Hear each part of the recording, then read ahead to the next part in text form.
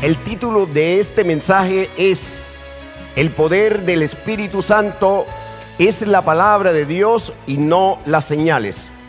Cuando Cristo inició su ministerio, los saduceos, fariseos, escribas, sacerdotes, ancianos y doctores de la ley tenían el poder religioso, las sinagogas, el templo, y eran los que enseñaban al pueblo, el cual les creía, los seguía y los consideraba como los expertos en la palabra.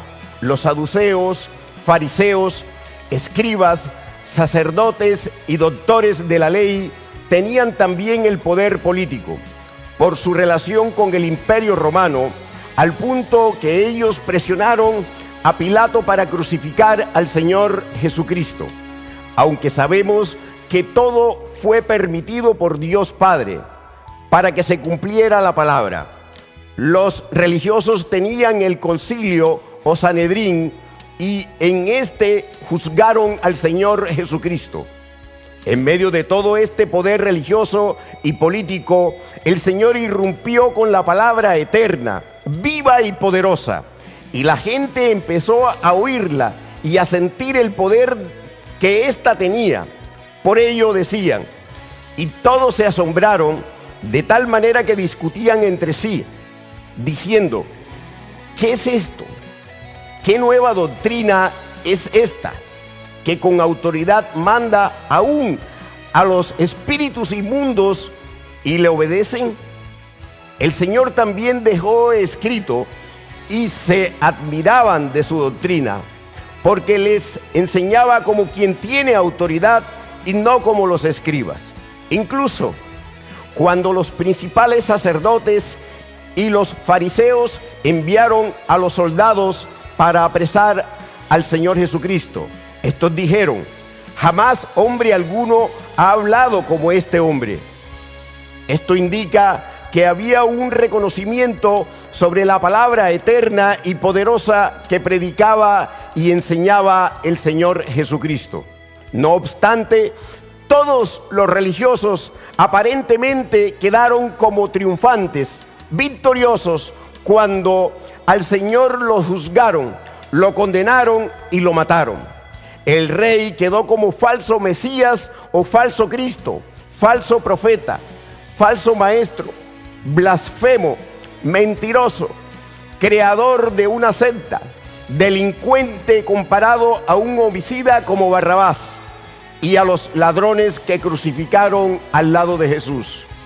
Los saduceos, fariseos, escribas, sacerdotes, ancianos y doctores de la ley afirmaron más su poder, estaban fortalecidos, más convencidos de que su enseñanza y doctrina terrenal era la verdadera. Ellos tenían un poder de dominio, influencia y manipulación sobre el pueblo, pues hicieron que escogieran a Barrabás y no a Cristo cuando Pilato les dijo que podía soltar un reo. Cuando el Señor Jesús asciende al tercer cielo, después de resucitar glorificado, los religiosos estaban más empoderados. No obstante, en Pentecostés, al final de la cuenta regresiva de 50 días, registrados desde la resurrección hasta la fiesta de las primicias del trigo, el Espíritu Santo descendió con poder sobre los casi 120 discípulos del aposento alto que fueron llenos y recibieron la promesa del Padre, que Jesús les hizo en el aposento alto y el poder que les prometió en Hechos 1:8.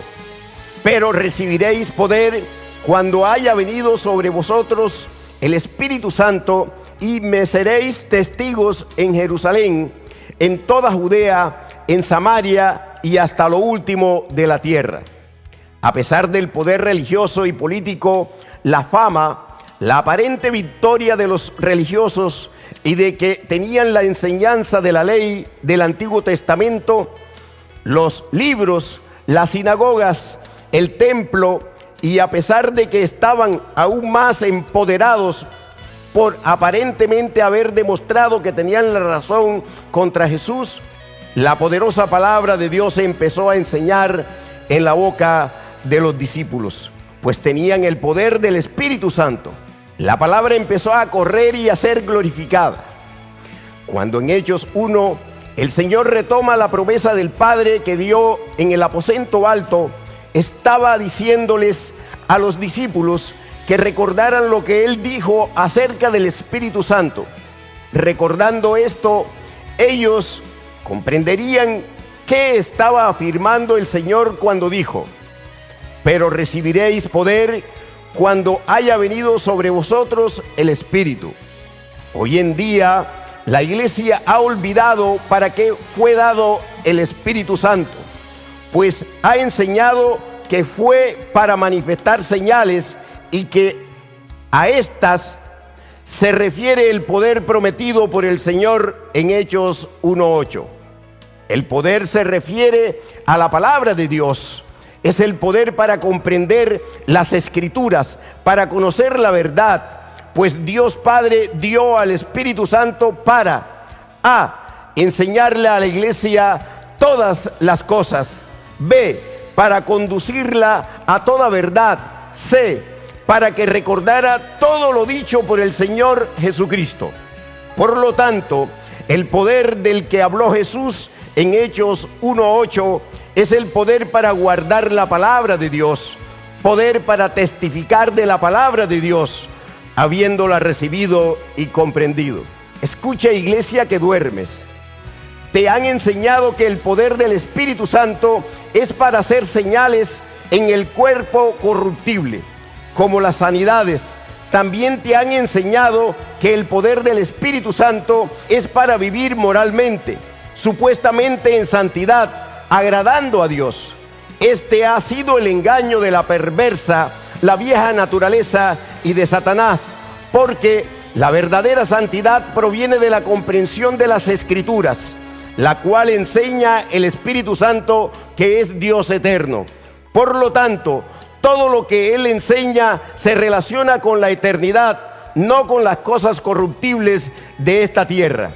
La verdadera santidad proviene del conocimiento del Señor Jesucristo. Este conocimiento lo enseña el Espíritu Santo. La perversa y Satanás han engañado a la iglesia, cercenando la primera parte, la más importante, a la cual se refirió el Señor Jesucristo cuando hizo la promesa de la venida del Espíritu Santo. Esta primera parte es amarlo, y se evidencia en amar su palabra y guardarla. Ahora bien, muchas iglesias y teólogos dirán que sí han escudriñado las Escrituras, que las han estudiado y han enseñado la palabra de Dios, pero la evidencia de que no lo han hecho es que carecen del conocimiento del reino eterno del Señor, de las promesas eternas, de la historia de la fe viva y preciosa. La evidencia es que las iglesias y los teólogos han dado una enseñanza fragmentada de las Escrituras. Esta enseñanza fragmentada ha ocultado la relación entre los pactos bíblicos que sustentan la historia de la fe y de las promesas. La evidencia de que no han enseñado la palabra de Dios, la verdad, es que han afirmado que Dios ya cumplió sus promesas en el siglo malo, en este mundo caído y en esta tierra que está bajo la maldición del pecado. La evidencia de que no han enseñado la verdad, la palabra de Dios, por lo tanto, no entienden para qué el Padre dio al Espíritu Santo, es que las iglesias y teólogos han afirmado que Dios nunca cumplirá las promesas que dio en Edén: la fructificación y la multiplicación de la descendencia sin pecado y sin muerte, la cual corresponde a los ríos de adoradores que alabarán a Dios Padre, a Cristo y al Espíritu Santo, el único Dios trino, que merece toda gloria, honra, poder, alabanza, loor, por los siglos de los siglos. ¿Para qué les ha servido la teología a las iglesias? Te voy a decir para qué. Para convencerse de que la salvación no se pierde, cuando las Escrituras enseñan lo contrario. Por esa falsa enseñanza, muchos se han ido al infierno creyendo que pecar no es problema para el que recibió a Cristo. ¿Para qué les ha servido la teología a las iglesias? Les ha servido para convencerse de que Cristo vendrá por la iglesia como ladrón en la noche, cuando las Escrituras enseñan lo contrario, pues los hijos de la noche y de las tinieblas y la iglesia muerta son los que serán tomados como ladrón en la noche. ¿Para qué les ha servido la teología a las iglesias? Para arraigarse más en esta tierra y hacer que las almas codicien sus frutos, las cosas terrenales, los deseos de los ojos, los deseos de la carne y la vanagloria de la vida, los deseos de la perversa. ¿Para qué les ha servido la teología a las iglesias? Para convencerse de que la descendencia adámica, nacida bajo la maldición del pecado y con la muerte, es el cumplimiento de la promesa que el Señor dio en Edén. Las iglesias se han llenado de estas falsas enseñanzas por haber acogido un evangelio terrenal, corruptible y corrompido, porque creyeron que el poder del Espíritu Santo es para hacer señales, obras que pueden verse, y tras las cuales caminan multitudes en toda la tierra, engañadas por la perversa, las concupiscencias de sus corazones. Porque las iglesias han enseñado que el reino eterno es un imperio limitado en el que nunca se multiplicaría la descendencia, sino que los seres humanos serían ángeles. Por lo tanto, el diseño original de Dios de hombres y mujeres no existiría más. Si el poder del Espíritu Santo se evidencia en las señales, entonces el evangelio es por vista y no por fe. Pero el Señor dijo que la iglesia debe afirmar, porque por fe andamos, no por vista. Si el poder del Espíritu Santo se evidencia en las señales, entonces la iglesia debe buscar las cosas de esta tierra. Pero el Señor dijo: buscad las cosas de arriba, no las de la tierra. Si el poder del Espíritu Santo se evidenciara en las señales, entonces este poder estaría sustentado en la esperanza que se ve. Pero la palabra dice que esta no es esperanza, porque lo que se ve, ¿a qué esperarlo? Si el poder del Espíritu Santo se evidenciara en las señales, entonces el Espíritu Santo revelaría las cosas que se ven, las de esta tierra. Pero el Señor dice que el Espíritu Santo revela las cosas que ojo no vio, ni oído oyó, ni han subido en corazón de hombre. Si el poder del Espíritu Santo se evidenciara en las señales, entonces Él enseñaría la sabiduría del mundo. Pero las Escrituras enseñan en 1 Corintios 2, del 4 al 5, y ni mi palabra ni mi predicación fue con palabras persuasivas de humana sabiduría, sino con demostración del Espíritu y de poder, para que vuestra fe no esté fundada en la sabiduría de los hombres, sino en el poder de Dios. El apóstol Pablo está hablando del poder de la palabra, de la sabiduría de Dios por el Espíritu Santo.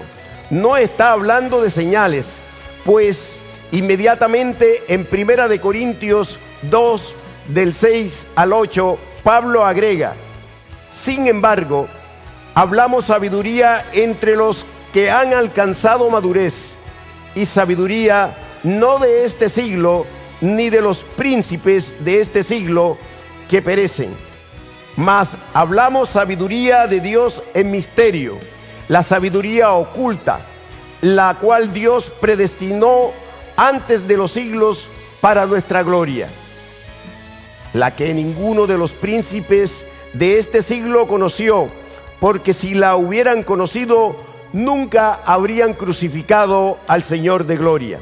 El apóstol habla de la sabiduría de la palabra de Dios y no de señales, y esta sabiduría en misterio son las promesas eternas, las cuales son reveladas por el Espíritu Santo que escudriña aún lo profundo de Dios. La verdadera fe, la bíblica, no está fundada en señales, sino en la sabiduría de la palabra de Dios, en el conocimiento de la palabra eterna.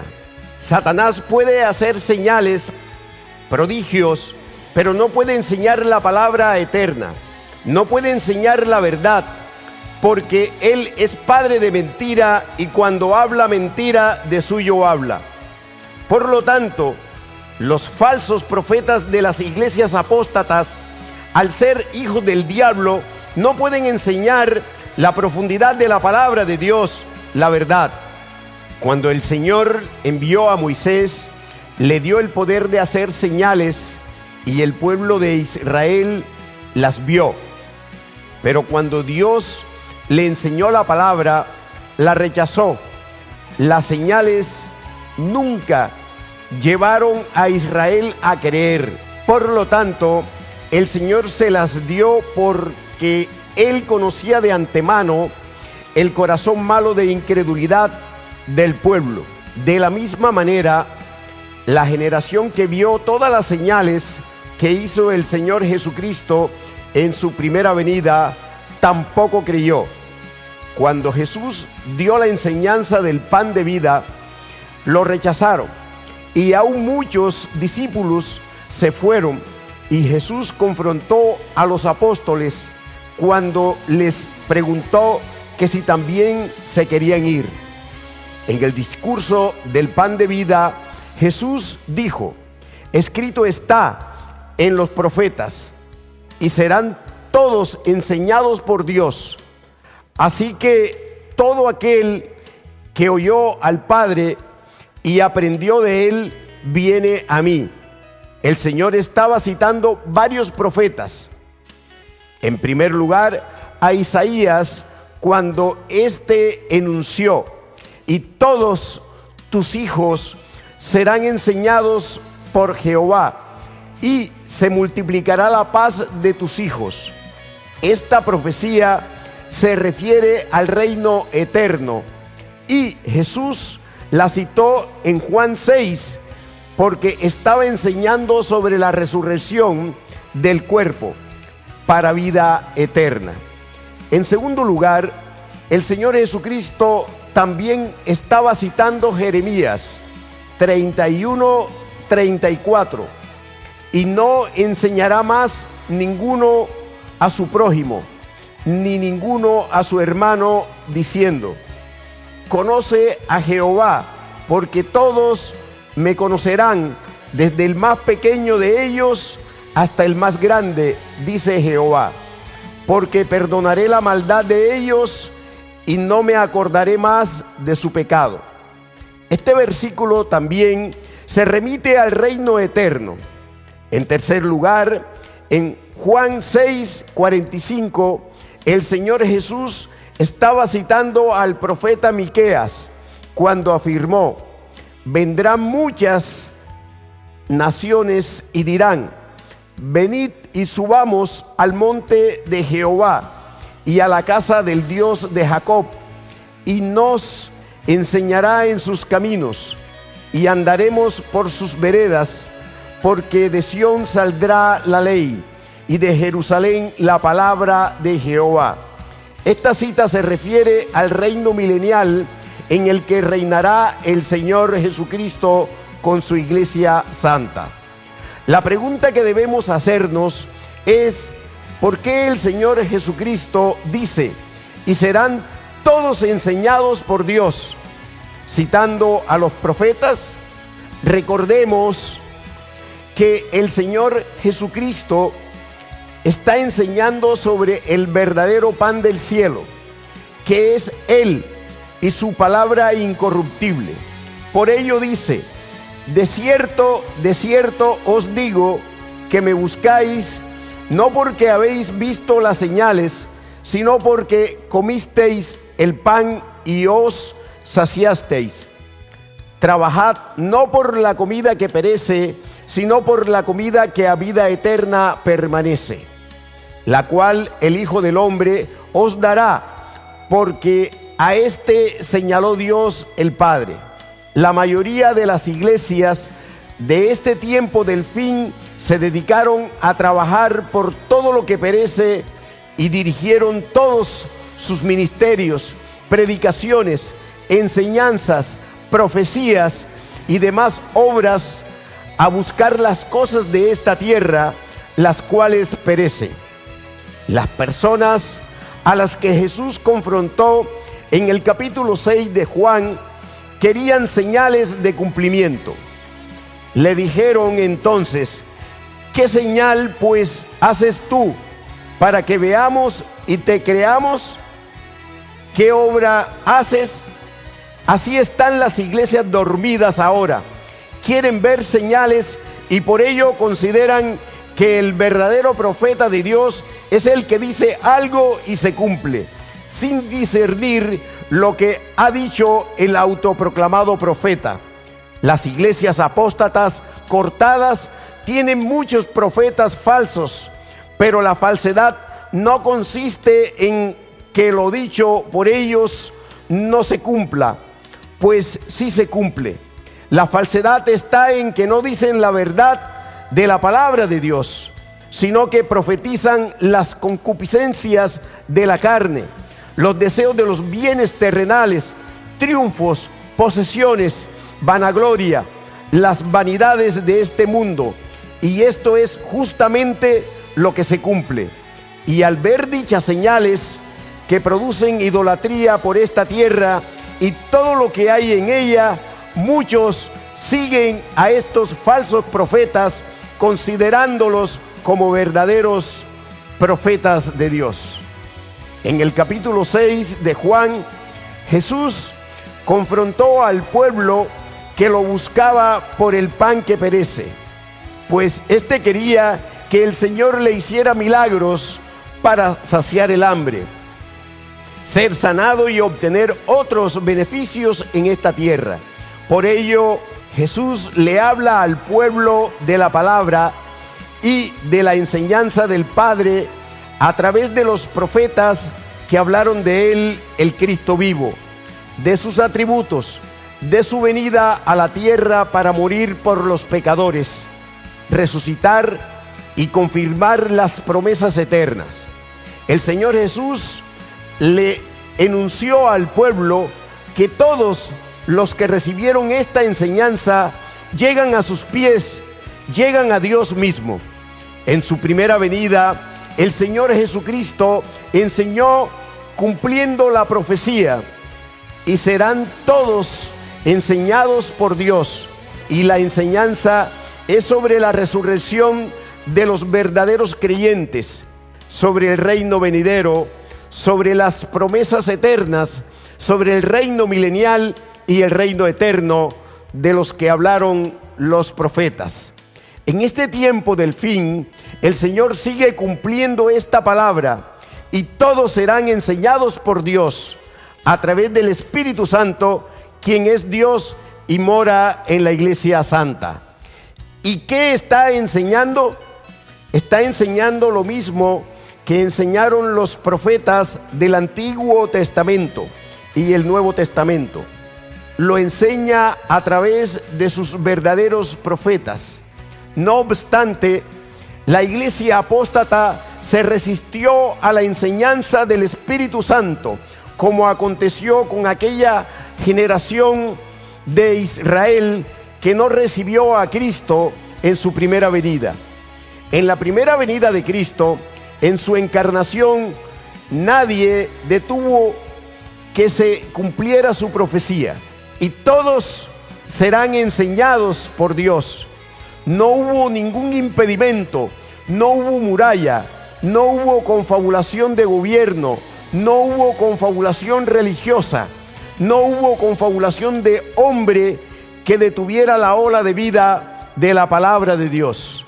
Y crecían los discípulos por la palabra, no por las señales. Los que se creían expertos en la ley fallaron en comprender la palabra de Dios, es decir, todas las profecías que confirmaban que Cristo era el Mesías, Dios mismo. Por lo tanto, se demuestra que el entendimiento se les embotó, tenían el velo y no podían comprender el antiguo pacto. Así está la iglesia dormida ahora. Tienen el velo que les encubre el verdadero evangelio eterno, pues muchas iglesias decidieron ser dirigidas por la vista. Aún a los profetas los evalúan como verdaderos si lo que dicen se cumple. Es decir, se puede ver, pero la Biblia enseña que es por la palabra. En la iglesia de los inicios, el poder de la palabra se manifestó en la revelación que el Espíritu Santo dio sobre el Antiguo Testamento, en la apertura de las Escrituras. Por ello, el apóstol Pablo oraba por las iglesias para que Dios les concediera espíritu de sabiduría y de revelación en el conocimiento de Dios, para que fueran alumbrados los ojos de su entendimiento, para que supieran cuál es la esperanza a que Él las ha llamado y cuáles las riquezas de la gloria de su herencia en los santos, y cuál la supereminente grandeza del poder de Dios para con nosotros, los que creemos, según la operación del poder de su fuerza. El poder del Espíritu Santo permite que conozcamos lo profundo de Dios, que comprendamos la anchura, la longitud, la altura y la profundidad. Permite conocer el amor de Cristo manifiesto en sus promesas eternas, la profundidad de las riquezas, de la sabiduría y de la ciencia de Dios. Pero las iglesias apóstatas de este tiempo del fin prefirieron la doctrina de Balaam, la doctrina nicolaíta, la doctrina de Jezabel, las profundidades de Satanás. Que el Señor hablaba del poder de la palabra cuando dijo: recibiréis poder, se confirma porque en el discurso del aposento alto, rememorado en Hechos 1, el centro es la palabra de Dios. En este mismo capítulo 1 de Hechos, Lucas habla de cómo Jesús habló del reino de Dios después de su resurrección. Cuando los discípulos preguntaron si Él restauraría el reino a Israel en ese tiempo, el Señor les respondió que no les correspondía a ellos conocer el cronos y el kairos de Dios, pero que recibirían poder cuando viniera el Espíritu Santo, lo cual se remite a su enseñanza y a conducir a toda verdad. Lo primero que se manifestó después de la venida del Espíritu Santo en Hechos 2 fue la poderosa predicación y la enseñanza de la palabra de Dios, porque inmediatamente el Señor abrió las escrituras del Antiguo Testamento, los pasajes de Joel 2, del 28 al 32, y de los Salmos 16 y 110 de David. El Espíritu Santo explicó ahí mismo, a través de Pedro, que estos pasajes se referían a la muerte y resurrección de Cristo, al igual que a eventos del tiempo del fin. Mateo recibió la revelación de todos los versículos y pasajes proféticos referidos al Mesías, a la venida de la simiente. El siervo pudo ver claramente y entender lo que los escribas, doctores de la ley, sacerdotes, ancianos, fariseos y saduceos no pudieron comprender por la dureza de sus corazones. Esta misma unción del Espíritu Santo para comprender las Escrituras está operando ahora en la Iglesia Santa. Por ello, puede comprender el reino eterno, la historia de la fe y de las promesas eternas. puede ver claramente la promesa de la descendencia santa multiplicada eternamente. Puede comprender los pactos y sus relaciones. Puede ver el tiempo en que se encuentra la iglesia, el final de esta dispensación. La iglesia que veló y oró comprendió que las promesas eternas de Dios nunca se han cumplido y que la multiplicación de la descendencia sin pecado y sin muerte por la eternidad es la promesa principal que nunca se cumplió, pero fue dada en Edén al hombre. Y esta promesa es inmutable, por lo tanto debe cumplirse. En Hechos 1, el Señor les recuerda a los discípulos lo que les dijo en el aposento alto, para también decirles: el Padre va a enviar al Espíritu Santo y te dará poder para darte conocimiento mío y de mi palabra, para abrírtela y la puedas comprender. Esta respuesta se la da el Señor a los discípulos cuando le preguntan: ¿restaurarás el reino a Israel en este tiempo? Ellos pensaban todavía que se trataba de un reino terrenal, a pesar de que el Señor les había enseñado durante 40 días sobre el reino de Dios, que es el reino eterno. Los discípulos todavía no entendían muchas cosas, por ello era necesario que el Espíritu Santo les enseñara cómo efectivamente aconteció. La respuesta que el Señor Jesús les da a los discípulos debe ser analizada en el contexto, pues pareciera que les estuviera diciendo que no pueden conocer los tiempos del Señor, su cronos y su kairos. No obstante, esto no es así. El Señor Jesús dijo: no os toca a vosotros, que en griego literalmente no es de ustedes conocer los tiempos, las estaciones, lo cual significa el conocimiento de los tiempos y las estaciones no les corresponde, no les pertenece a ustedes o no es propiedad de ustedes, porque le pertenece al Espíritu Santo. Por ello, el Señor dice: pero recibiréis poder cuando haya venido sobre vosotros el Espíritu Santo. Jesús usa la palabra pero, que marca una oposición, lo cual indica que el Espíritu Santo les haría conocer esos tiempos y estaciones. El Señor Jesucristo también está recordándoles a los discípulos cuando les dijo en Juan 14:26: mas el Consolador, el Espíritu Santo, a quien el Padre enviará en mi nombre, Él os enseñará todas las cosas y os recordará todo lo que yo os he dicho. Y también les estaba rememorando lo que les dijo en Juan 16, del 12 al 15.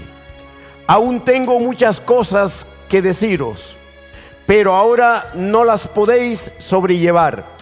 Pero cuando venga el Espíritu de verdad, Él os guiará a toda la verdad, porque no hablará por su propia cuenta, sino que hablará todo lo que oyere y os hará saber las cosas que habrán de venir.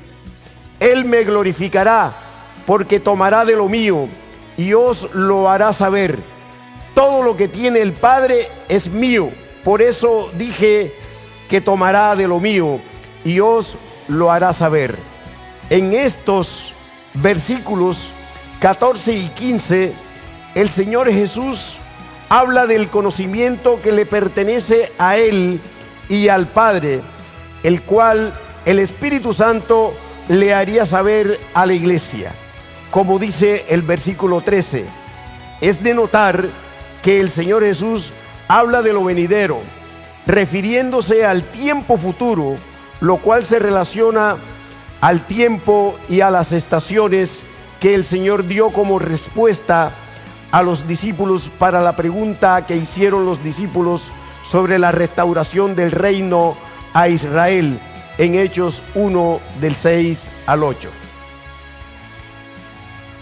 Quiero resaltar que el Señor Jesús no les dijo a los discípulos: no es para ustedes el conocimiento sobre los tiempos y las estaciones, sino que Él dijo: no les pertenece a ustedes este conocimiento, pues es mío, del Padre y del Espíritu Santo, quien se lo hará saber, se lo enseñará al guiarlos a toda verdad.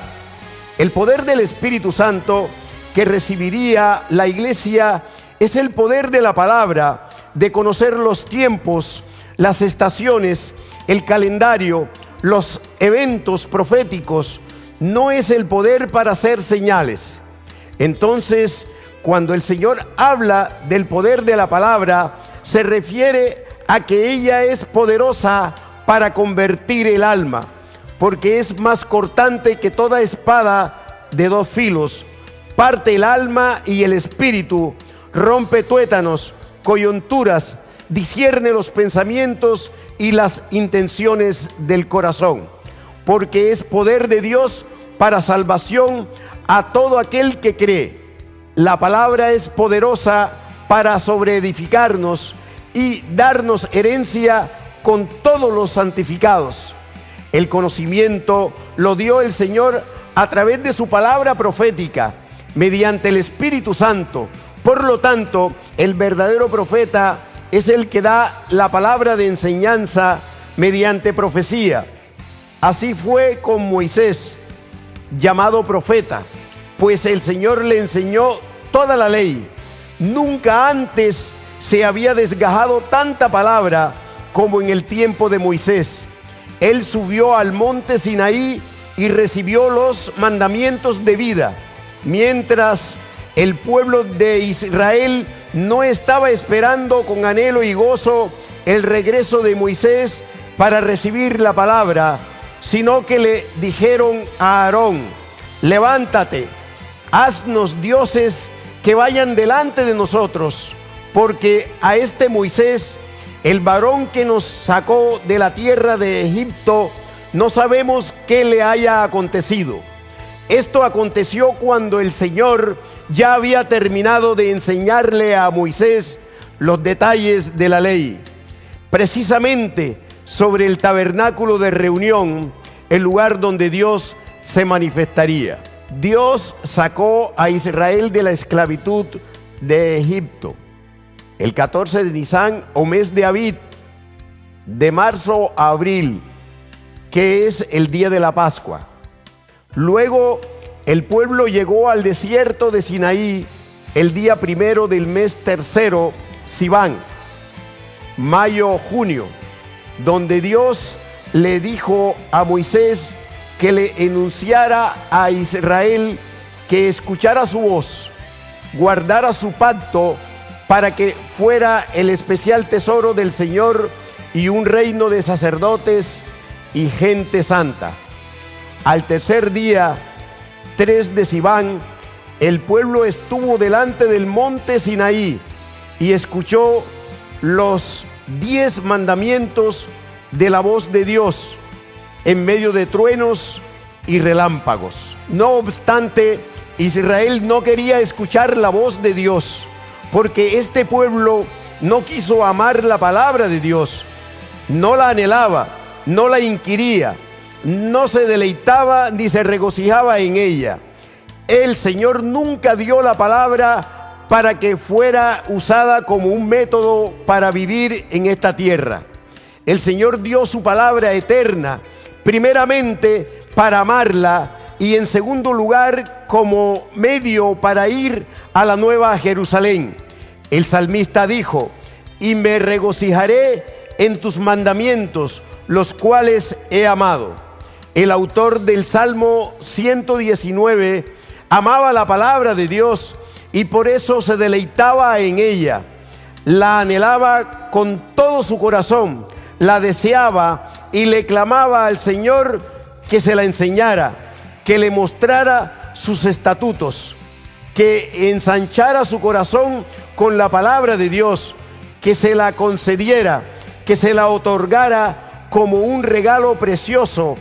El salmista dijo: oh, cuánto amo yo tu ley, todo el día es ella mi meditación. El siervo podía sentir la delicia de la palabra de Dios, su dulzura. Cuán dulces son a mi paladar tus palabras, más que la miel a mi boca. Era tanto el amor que el salmista tenía por la palabra de Dios, que esta era su gozo y la tomó como su heredad para siempre. Por heredad he tomado tus testimonios para siempre, porque son el gozo de mi corazón. El salmista reiteraba su amor por la palabra, porque lo guardaba y lo llevaba a aborrecer el pecado. Aborrezco a los hombres hipócritas, mas amo tu ley. El salmista decía que sus ojos desfallecían por la palabra de Dios. Se gozaba porque la palabra de Dios es juicio para los impíos. Como escorias hiciste consumir a todos los impíos de la tierra. Por tanto, yo he amado tus testimonios. El salmista dijo: por eso he amado tus mandamientos más que el oro, y más que oro muy puro. Por eso estimé rectos todos tus mandamientos sobre todas las cosas, y aborrecí todo camino de mentira. El salmista manifestaba su amor por la palabra, enunciando las cualidades de esta, su hermosura, pureza, santidad, veracidad y justicia. El salmista dijo: maravillosos son tus testimonios, por tanto los ha guardado mi alma. Y también afirmó: sumamente pura es tu palabra, y la ama tu siervo. El pueblo de Israel no amó la palabra de Dios, no se deleitó en ella, no la deseó, por lo tanto no amó al Señor. El pueblo de Israel rechazó la sabiduría de Dios, no la amó, porque prefería la sabiduría humana. Por ello convirtió los mandamientos del Señor en mandamientos de hombre, en sabiduría humana. Israel no se gozó en el camino de los testimonios del Señor cuando anduvo por el desierto. No hizo como el salmista, que afirmó con todo su corazón: me he gozado en el camino de tus testimonios. Israel no dijo: abre mis ojos y miraré las maravillas de tu ley. Forastero soy yo en la tierra, no encubras de mí tus mandamientos. Quebrantada está mi alma de desear tus juicios en todo tiempo. Israel no dijo esto, por eso falló en ver las maravillas de la ley que Dios le estaba revelando y enseñando a Moisés.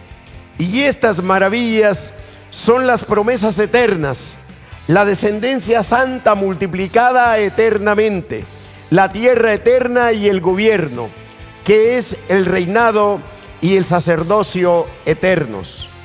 Por no amar ni anhelar la palabra de Dios y no gozarse en ella, el pueblo de Israel no se consideró a sí mismo como forastero en esta tierra. Como a Israel le aconteció a la iglesia del tiempo del fin, esta no quiso mirar las maravillas de la ley, de la palabra de Dios. En consecuencia, no quiso ser extranjera y no clamó para que Dios le enseñara su palabra, la vivificara con esta. La iglesia no deseó los juicios del Señor, antes usó la palabra como medio de lucro para prosperar en esta tierra. Los salmodistas de las iglesias apóstatas no pueden alabar ni adorar a Dios, porque ellos están vaciados de la palabra eterna y sus corazones están en esta tierra. Una prueba de esto son sus triunfos terrenales, su fama en este mundo, los cuales asumen como bendiciones de Dios. La Biblia enseña que solo se puede adorar al Señor cuando amamos su palabra y estamos llenos de ella. Esto se afirma en el Salmo 119:7. Te alabaré con rectitud de corazón cuando aprendiere tus justos juicios. Si la palabra de Dios se usa como un medio para vivir en esta tierra, dicha palabra no produce eternidad, pues se convierte en un mandamiento de hombre con un fin terrenal, corruptible, vano, efímero. Uno de los engaños de la perversa y Satanás es hacerle creer a la iglesia que debe aplicar la Biblia a su vida diaria para vivir en una supuesta santidad que termina siendo una práctica moral y ética que tienen muchas religiones. El pueblo de Israel y la iglesia del tiempo del fin cayeron en este engaño. ¿Cuál es la diferencia entre dichas religiones y la palabra de Dios? La diferencia es que la palabra de Dios es espíritu y es vida. Este es el centro y la esencia de la palabra de Dios de las Escrituras. La iglesia falló en enseñar esta esencia, la profundidad que es el espíritu y la vida eterna que tiene y emana la palabra eterna y poderosa de Dios, en la cual debía sumergirse por completo el creyente para que ella lo impregnara completamente y de su interior corrieran ríos de agua viva. Muchas iglesias dirán que sí se sumergieron en la profundidad, pues han hecho muchos estudios bíblicos, han escrito y leído muchos libros. Sin embargo, hay una evidencia de que no se sumergieron en la profundidad de la palabra para poder encontrar la esencia que es espíritu y es vida. La evidencia es que las iglesias enseñaron la muerte al negar la descendencia santa, viva, multiplicada eternamente. La evidencia es que las iglesias buscaron las cosas de esta tierra, se arraigaron en ella, anhelaron e inquirieron la gloria de hombre, la psicología, la política, las alianzas con los gobiernos para tener posesiones de poder.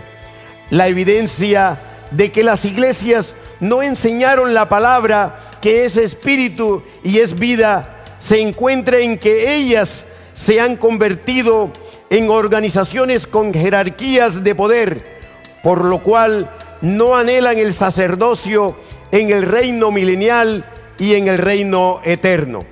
Por estas razones es que las iglesias no quieren ir a la Nueva Jerusalén y para ello se han inventado la doctrina precisa de que Jesús vendrá como ladrón en la noche, pues nunca se sabrá el día y la hora.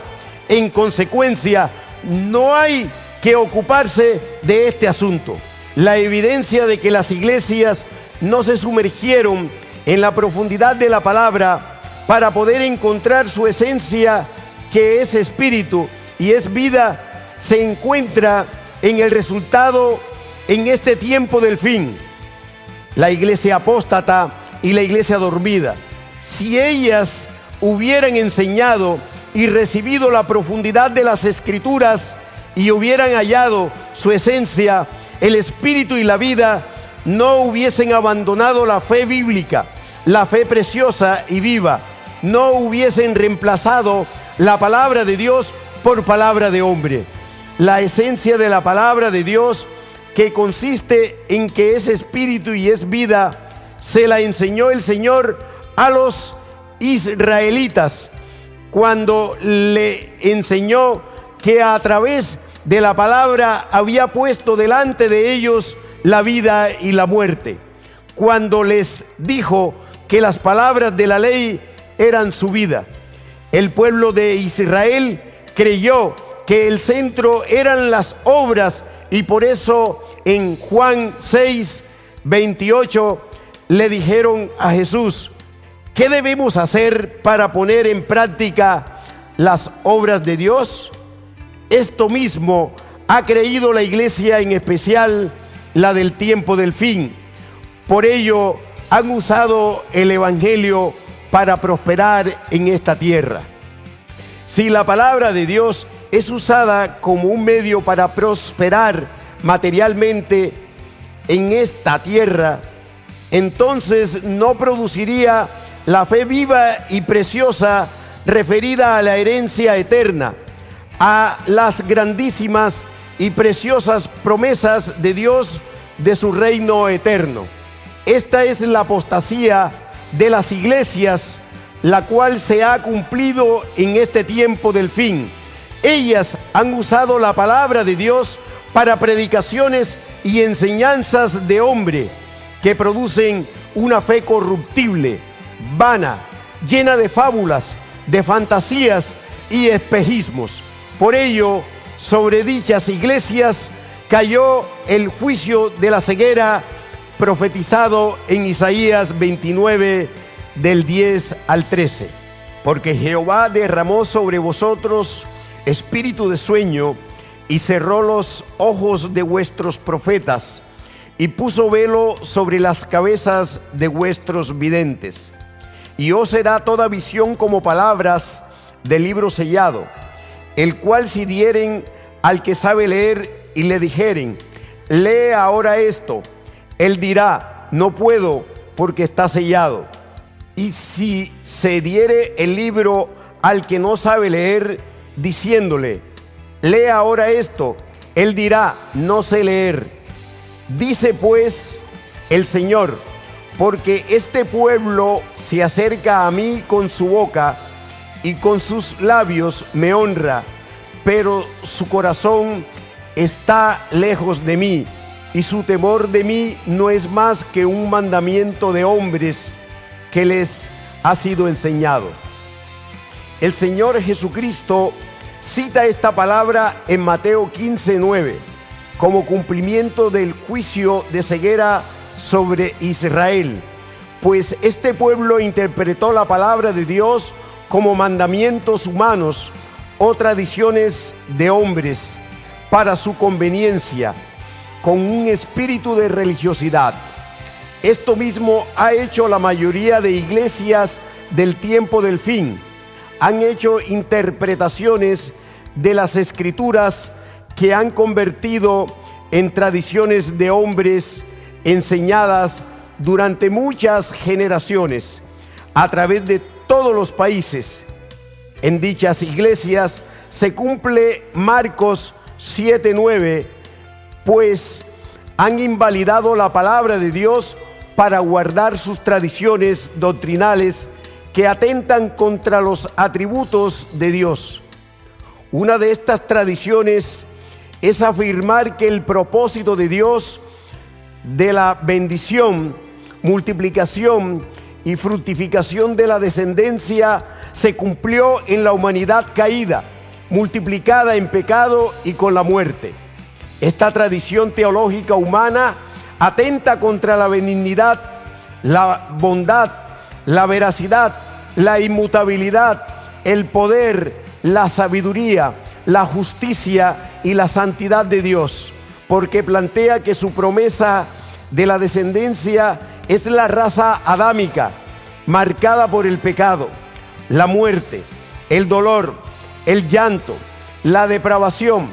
Dicha tradición humana también considera que Dios es mentiroso, pues siendo sus decretos verdaderos, deben cumplirse, y la promesa de la descendencia fue dada antes del pecado y la muerte. Por lo tanto, el plan de Dios era la multiplicación en santidad por la eternidad. La descendencia santa, sin pecado y sin muerte, es la promesa que Dios le otorgó al hombre dentro del pacto edénico, la cual ratificó en los otros pactos bajo juramento, y confirmó en el nuevo pacto a través de Jesucristo.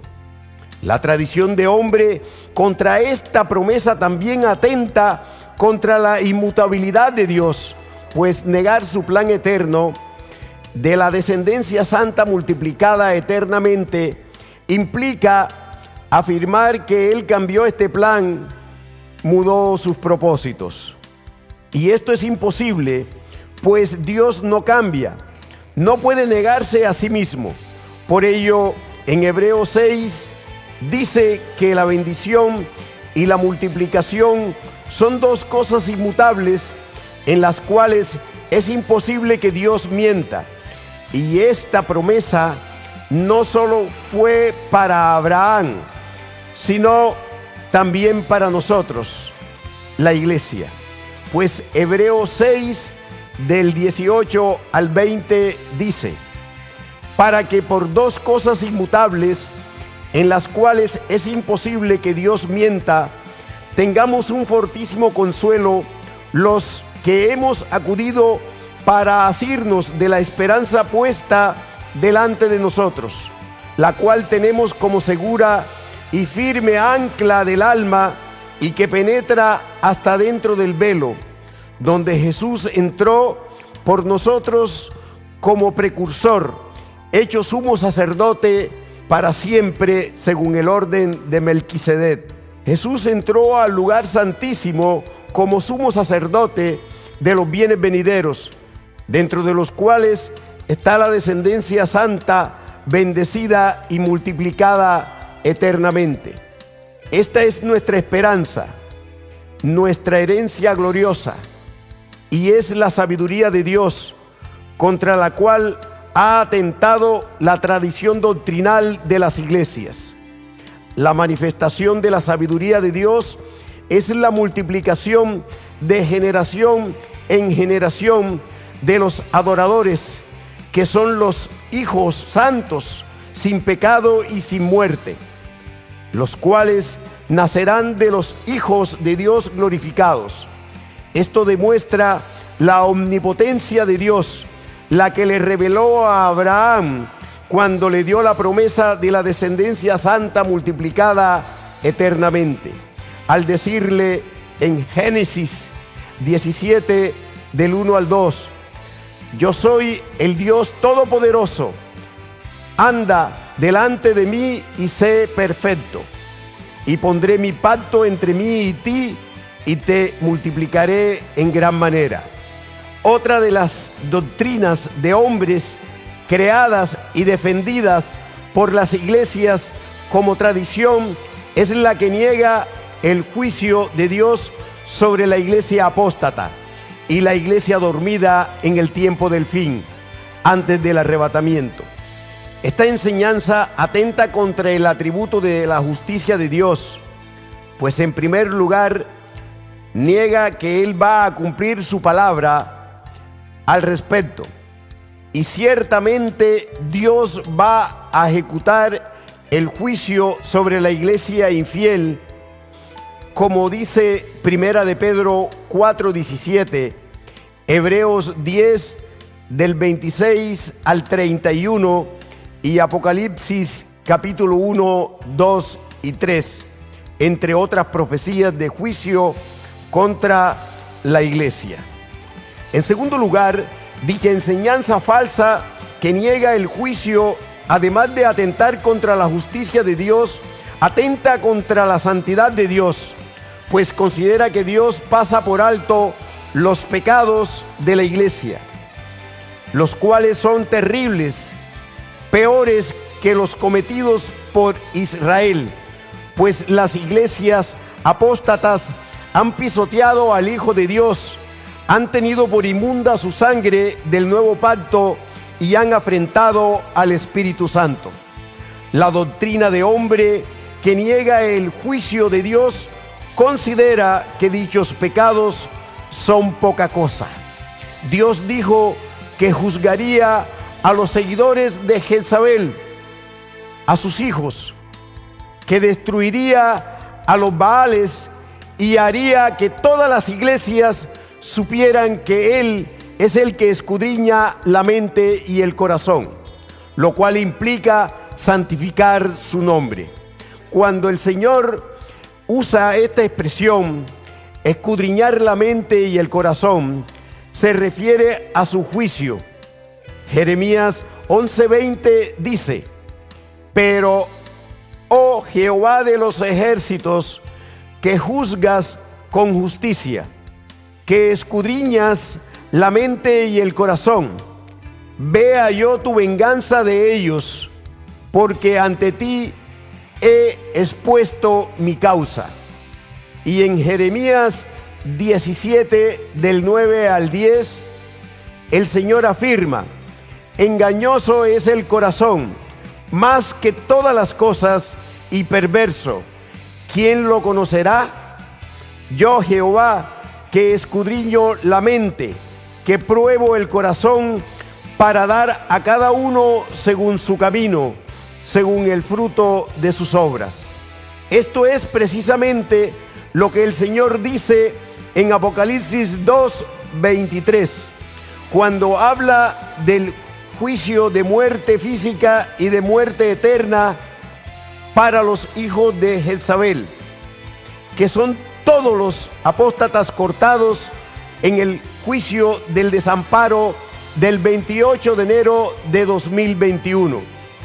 Y a sus hijos heriré de muerte, y todas las iglesias sabrán que yo soy el que escudriña la mente y el corazón, y os daré a cada uno según vuestras obras. ¿Quién ha hablado de este juicio contra las iglesias apóstatas, el cual está a punto de cumplirse antes del arrebatamiento? Yo, el pastor Gabriel Ferrer, estoy anunciando que este juicio se va a cumplir en breve. Las iglesias niegan este juicio porque se consideran siempre salvas.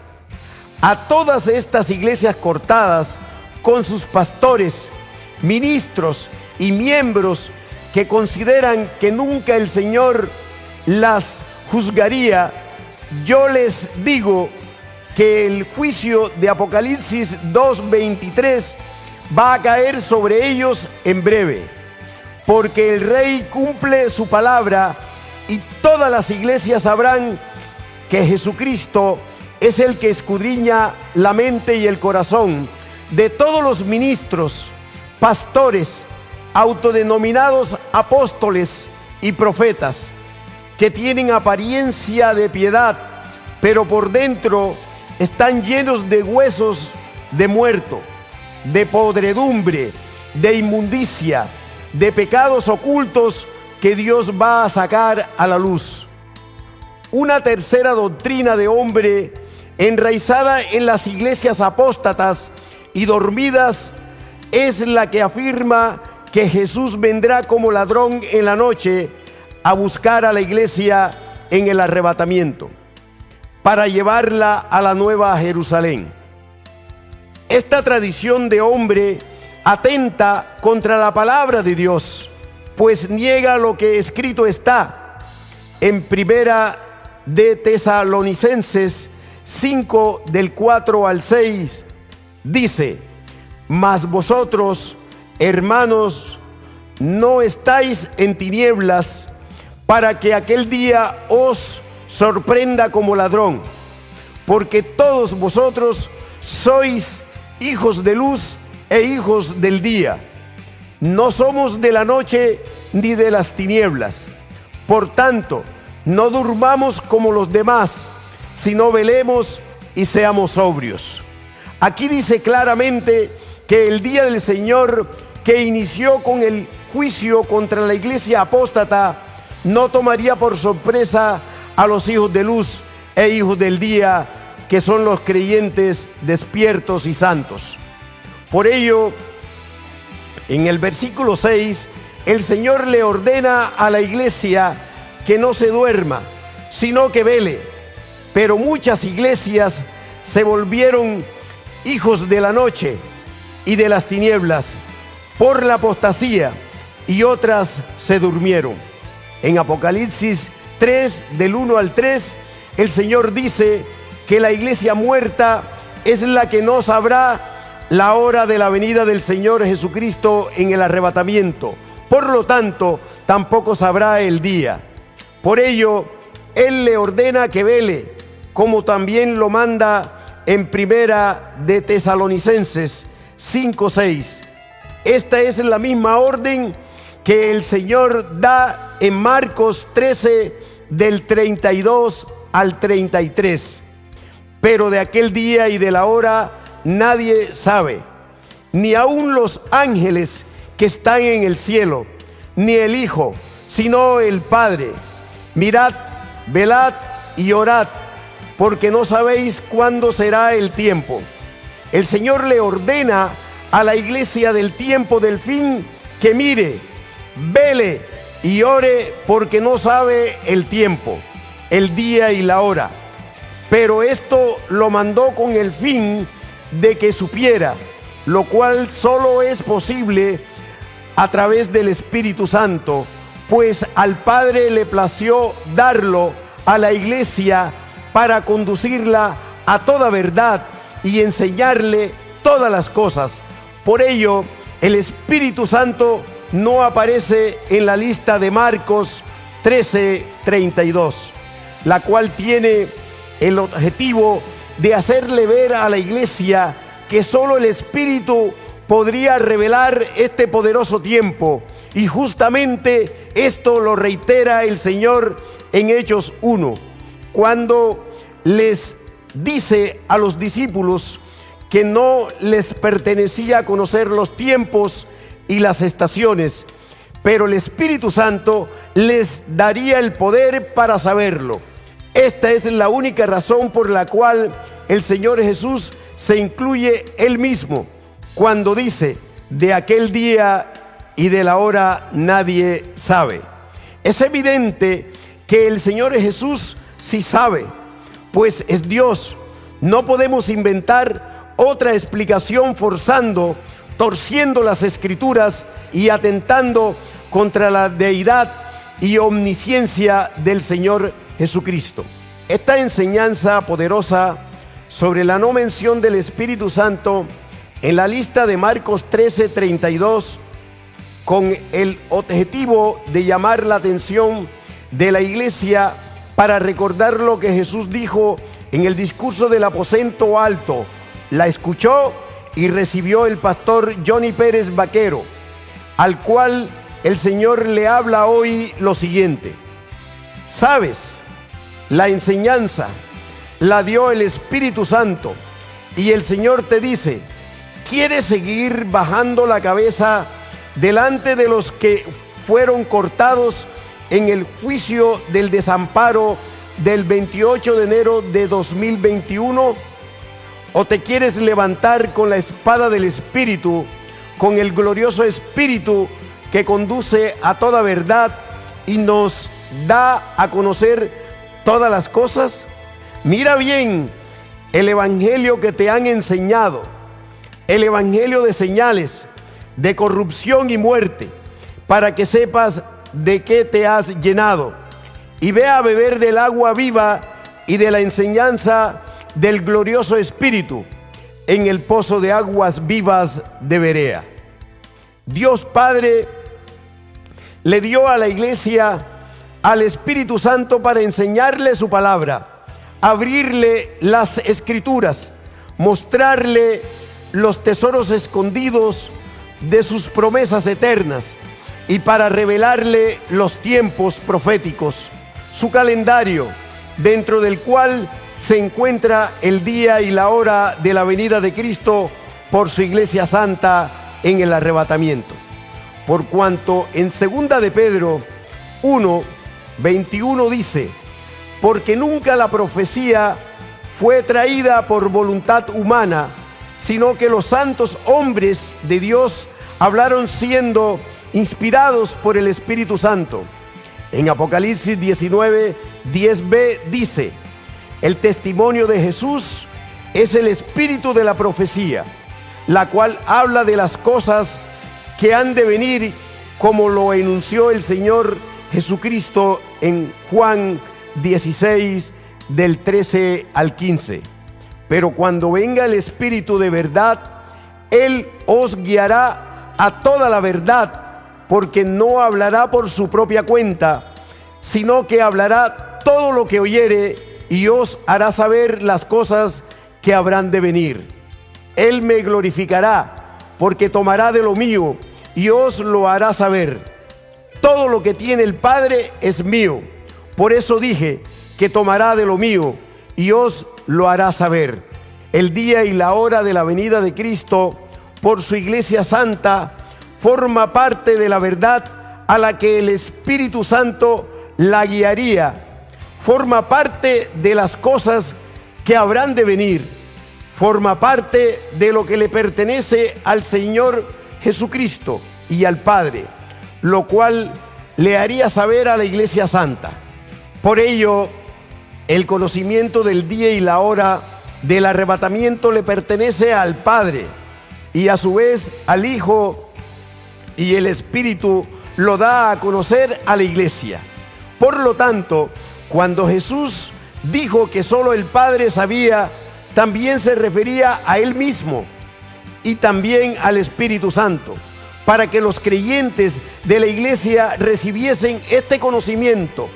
Debían mirar las señales proféticas cumplidas, velar y orar sin cesar, ser hijos de luz y del día, no dormirse, no terminar muertos como la iglesia de Sardis, no apagar al Espíritu Santo, no menospreciar las profecías, no desgajarse de la vid que es Cristo, no desechar la palabra de Dios, cambiándola por palabra de hombre, doctrinas y tradiciones humanas, sino amar la palabra con todo el corazón, pues esto es amar a Cristo. Para recibir la enseñanza del Espíritu Santo sobre el día y la hora de la venida de Cristo por su iglesia santa, los creyentes debían no abandonar a Cristo, el primer amor, no acoger las doctrinas demoníacas de los nicolaitas, de Balaam y de Jezabel, no aferrarse a este mundo, no ser esclavo de la perversa, el viejo hombre que está viciado con sus delitos y pecados. Pastor que estás dormido, te digo hoy que yo tenía el velo de las tradiciones teológicas, pero el Señor Jesús me lo quitó con dolor para que pudiera ver claramente sus promesas eternas. Después de quitarme el velo, el Señor me sumergió en las profundidades de su palabra y pude hallar el tesoro escondido, la llave de la ciencia del santo, la promesa de la descendencia santa multiplicada eternamente. Pude comprender las palabras de Jesús, que son espíritu y son vida. Pastor que duermes, hoy te invito a que le permitas al Espíritu Santo quitarte el velo a través de este video. El que no quiera recibir y creer en las tres verdades poderosas que han negado las tradiciones y doctrinas de hombres, entonces será tomado como ladrón en la noche. Cuando el Señor venga en el arrebatamiento, no recibirá ninguna de las promesas eternas, mucho menos la de la esperanza de gloria, la promesa de la descendencia santa multiplicada eternamente. Y el juicio de Apocalipsis 2, 23 caerá sobre esa persona. Por su parte, los de la iglesia dormida que se resisten a despertar recibirán el juicio de disciplina de Hebreos 12 del 5 al 11. Los falsos profetas nunca enseñarán la palabra de Dios, la profundidad de las Escrituras, nunca enseñarán la eternidad, sino la palabra vana, efímera, de cumplimientos en esta tierra. Tú que me escuchas en esta hora, ve a leer el libro El Profeta de Dios y los falsos profetas, para que conozcas bien cuál es la identidad de los falsos profetas. Te doy aquí algunas características. Los falsos profetas, anatemas cortados, le han enseñado a la gente a poner la mirada en las cosas de los hombres. Pero el Señor Jesucristo, cuando reprendió a Pedro, le dijo: quítate de delante de mí, Satanás, porque no pones la mira en las cosas de Dios, sino en las de los hombres. El Señor dijo en Colosenses 3, del 1 al 2: si pues habéis resucitado con Cristo, buscad las cosas de arriba, donde está Cristo sentado a la diestra de Dios. Poned la mira en las cosas de arriba, no en las de la tierra. Los malditos, falsos profetas, apóstatas, anatemas, le han enseñado a la gente que se afirme en sus deseos, sus sueños, expectativas, incrementando el espíritu de codicia, avaricia que extravía. Pero el Señor dice en su palabra: si alguno quiere venir en pos de mí, niéguese a sí mismo y tome su cruz y sígame. Los falsos profetas no son enviados de Dios. Así digan que el Señor los envió. La palabra que dan es evidencia de que no es así, pues Dios no da palabra de vanidad, vanagloria, corrupción, terrenalidad y mundanalidad, que es precisamente la que los falsos profetas profieren. Los falsos profetas endulzan sus lenguas, hablan lisonjas, palabras blandas, adulaciones para engañar, desean agradar a los hombres y ser alabados por estos. Buscan reconocimiento, gloria terrenal. Por ello, no hablan del juicio que el Señor está ejecutando sobre la iglesia apóstata y la iglesia dormida. Te reitero, ve al pozo de aguas vivas y lee el libro El profeta de Dios y los falsos profetas, para que reconozcas las expresiones que usan los falsos profetas. Te enuncio algunas: activación profética, activación de fe, activaciones de vida, mentalidad de avance, plataforma profética, dimensiones proféticas, restablecimiento, restitución, restauración y retribución, atmósfera profética. Hay un fluir profético sobre tu vida. La bendición de Dios te hace prosperar, empoderar, aumentar. Siembra una semilla para liberar tu fe y veas el cumplimiento de la palabra profética. Aceleramiento profético, aceleramiento de tu bendición. Estamos en un tiempo de aceleramiento. La semilla que siembras en este ministerio te dará 100 veces más. Semilla de fe. Tu problema no es tu problema, es del Señor y tiene solución en sus manos. La identidad del verdadero profeta de Dios es el que tiene la palabra de Dios en su corazón, en su mente, en su espíritu, en todo su ser. Es el que predica, enseña y profetiza la palabra de Dios, y el sello es la eternidad, no las cosas efímeras de esta tierra.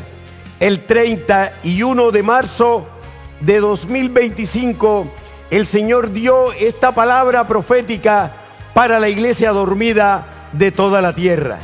Mira la identidad del profeta que tú has construido. Iglesia dormida, mira los profetas a los que les estás creyendo. Son profetas de Baal, son profetas de Satanás, son profetas del infierno. Iglesia dormida, ve a leer el libro, ve a leer el libro, El profeta de Dios y los falsos profetas, porque mira, a esos más de 3.200 que han leído, soy yo quien los he llevado para que reconozcan bien quién es el profeta de Dios. Iglesia dormida, porque tú no conoces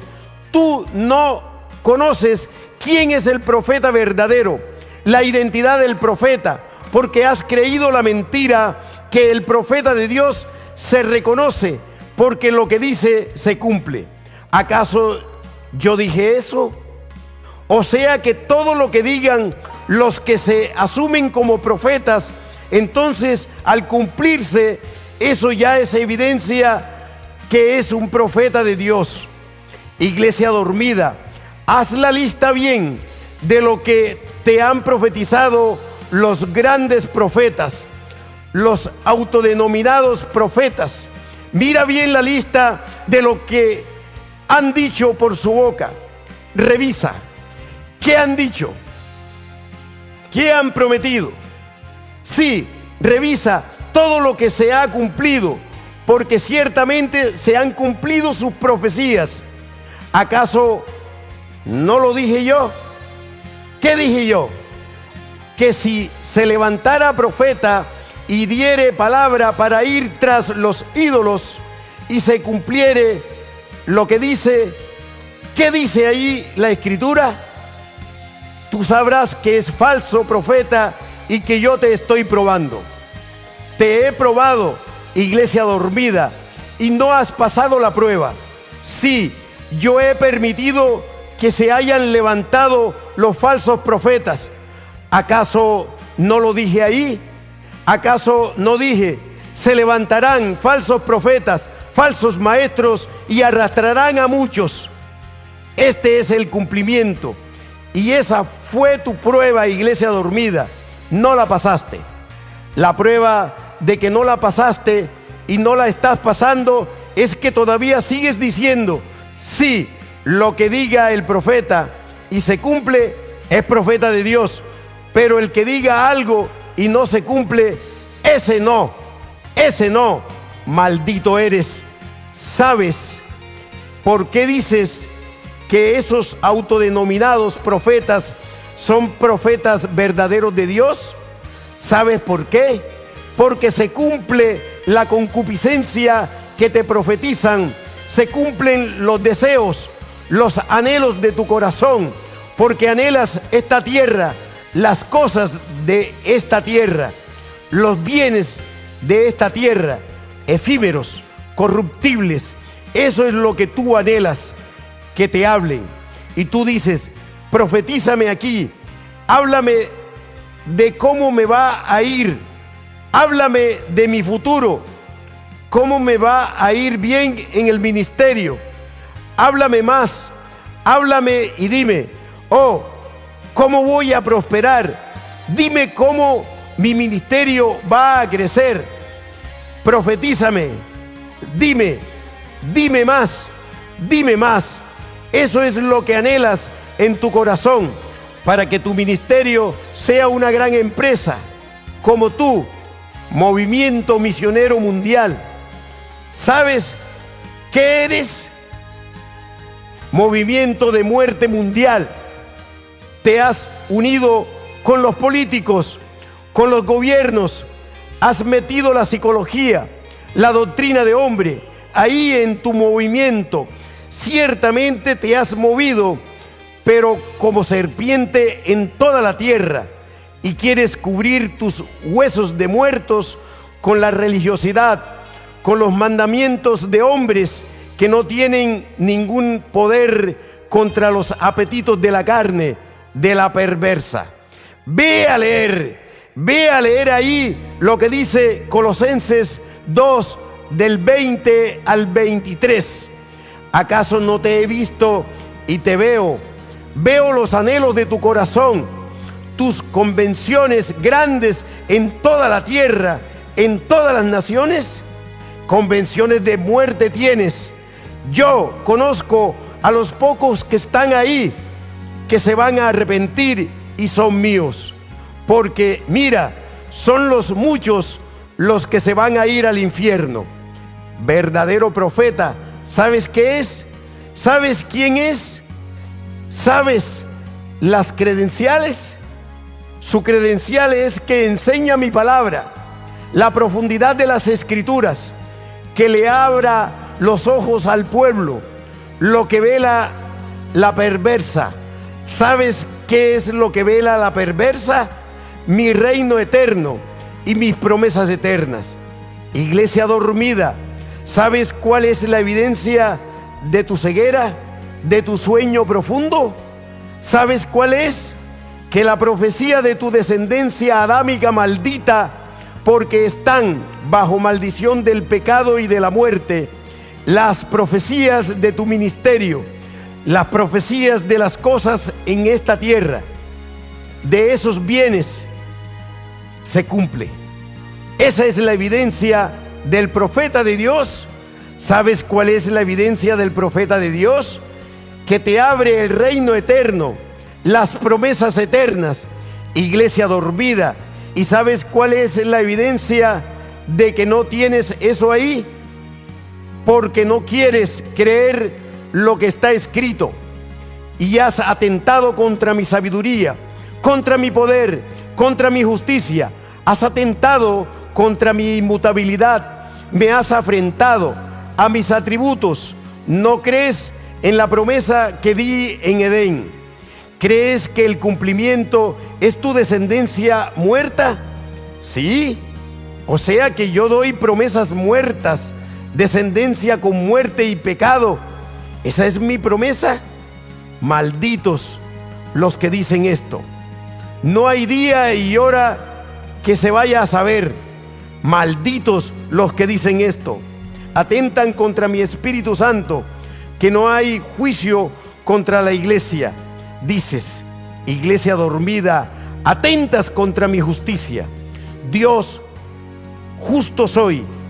¿Y crees que en el sueño de muerte en el que estás te iba a dejar y no te iba a juzgar? Ve a leer bien quién es el juez, cómo es el juez. ¿Sabes cuál es la evidencia del verdadero profeta? El que muestra los atributos del rey, el que profetiza el juicio que está ahí escrito y el que habla del futuro, del porvenir. Sí, del porvenir de mi reino eterno, no de la basura de tus profecías terrenales. Ese es mi verdadero profeta, el que habla de lo que escrito está y escrito está también. Iglesia dormida, ve a mirar bien lo que hicieron mis profetas, Moisés, David. Ve a mirar lo que hicieron mis profetas, lo que hablaron, lo que escribieron. Ve a leer bien, porque el profeta verdadero abre lo que escrito está, la eternidad. Ve a leer bien. ¿Qué hizo Isaías? ¿Qué hizo? ¿Qué hizo Ezequiel? ¿Qué hizo Daniel? ¿Qué hicieron? ¿Qué hizo Jeremías? ¿Qué hizo? ¿Qué hizo Jonás? ¿Qué hizo Habacuc? ¿Qué hizo Amós? ¿Qué hizo? ¿Qué hizo? ¿Qué hizo Habacuc? ¿Qué hizo Abdías? ¿Qué hicieron cada uno de mis profetas? Ve a leer bien, ve a leer bien para que veas, iglesia dormida. Y eso que hicieron mis profetas está en la boca de tus malditos profetas. Ve a leer bien qué hizo Pablo, qué hizo Juan. Ve a leer bien qué hizo Pedro, qué hizo Judas, mi siervo, no Iscariote. Ve a leer bien las cartas, ve a leer bien lo que hicieron los que escribieron de mí, los que escribieron los evangelios. Ve a leer bien para que veas y te enteres de que nada de lo que está ahí dicen tus profetas de muerte, tus guías espirituales, los que hacen cartas proféticas para el año. Ronnie Chávez, maldito cortado, malditos profetas, maldita Ana Maldonado, maldita profeta de muerte, malditos son, cortados, malditos. Mira bien esta lista de los profetas falsos, cortados. Ve a leer la lista que va a salir en breve, donde están todos. Y mira bien cuándo publiqué la lista de los profetas en el libro El Profeta de Dios y los falsos profetas en noviembre del año 2023.